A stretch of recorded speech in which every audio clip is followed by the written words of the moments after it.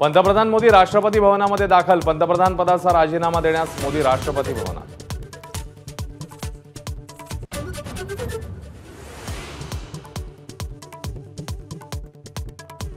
आठ जूनला नरेंद्र मोदी तिसऱ्यांदा शपथ घेण्याची शक्यता. सूत्रांची माहिती.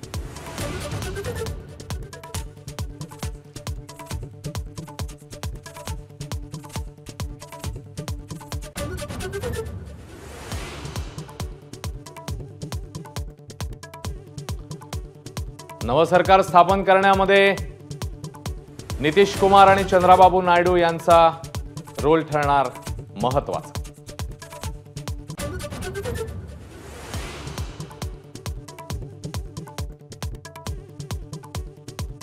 लोकसभा निवडणूक निकालानंतर राजकीय हालचालींना वेग. नितीश कुमार आणि तेजस्वी यादव एकत्र दिल्लीला. भाजपची धाकधूक वाढली.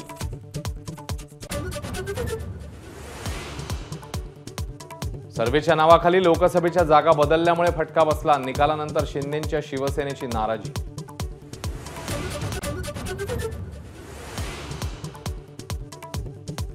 बारामतीमधल्या दारुण पराभवानंतर अजित पवारांच्या राष्ट्रवादीची नाराजी उघड.